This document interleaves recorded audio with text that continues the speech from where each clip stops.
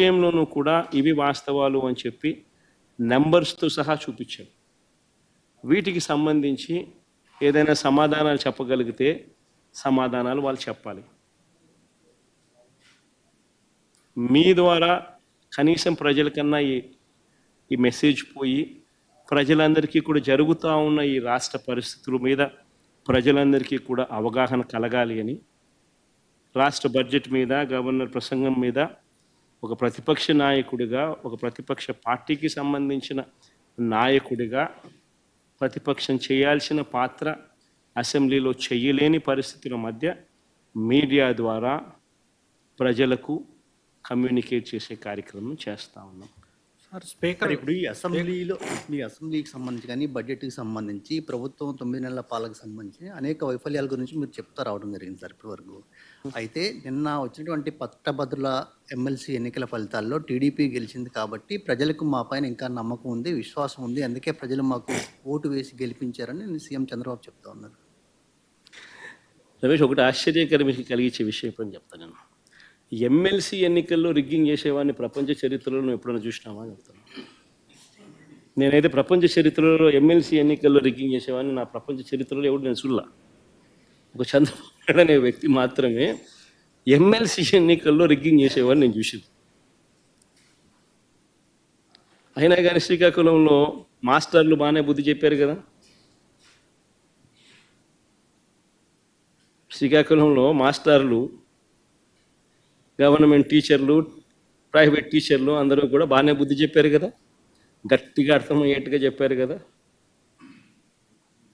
ఎందుకంటే అక్కడ రిగ్గింగ్ చేయడం కష్టం. టీచర్లు వచ్చి కొట్లాడతారు, ఎందుకంటే వాళ్ళే బూతుల్లో ఏజెంట్లు, వాళ్ళే బూతుల్లో పోలింగ్ ఆఫీసర్లు, టీచర్లే. సో వాళ్ళ ఓట్లు వాళ్ళకి రాకుండా చేసినామని అంటే వాళ్ళంతా ఒప్పుకోరు కాబట్టి అక్కడ యూనియన్స్ అన్నీ ఉంటాయి కాబట్టి చేయలేకపోయింది. ఇంకా గ్రాడ్యుయేట్ల దగ్గరికి వచ్చేసరికి ఎవడైనా అంతే అన్నట్టుగా అక్కడ కూడా రిగ్గింగ్ చేసినారు.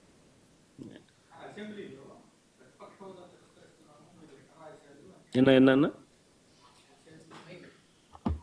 సార్ అసెంబ్లీలో స్పీకర్ గారు ఈరోజు హౌస్లో కామెంట్ చేశారు, మీరు దేవుడు గారు లేదు పూజారిని వచ్చి అడుగుతున్నారని చెప్పి.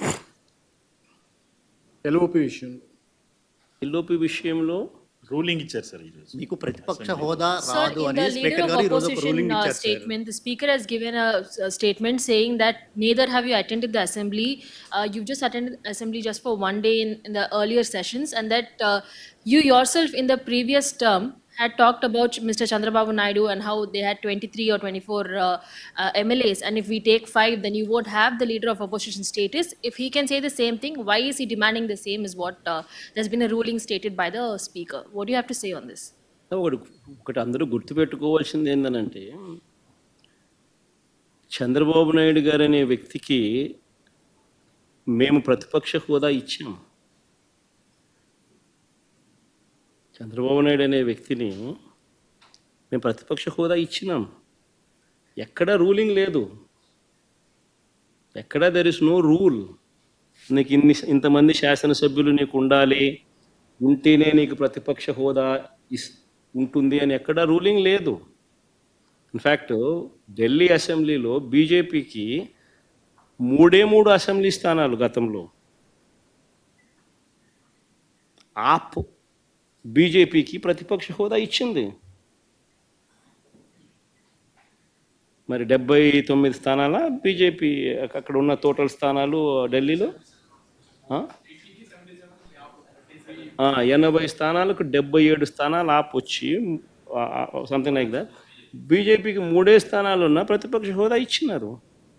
సిమిలర్లీ మేము కూడా తెలుగుదేశం పార్టీకి కూడా 5 మంది శాసనసభ్యులు తెలుగుదేశం పార్టీ నుంచి పక్కన కూర్చుంటామన్నారు. మా వాళ్ళు అయితే ఇంకా లాగేసినామనంటే ఇంకా 10 మంది లాగుతామన్నారు. వద్దు లాగాకండి నేనే చెప్పాను, కానీ ప్రతిపక్ష హోదా నేనే ఇచ్చి ఇదే చంద్రబాబు నాయుడు చెప్పినా, నువ్వు మాట్లాడు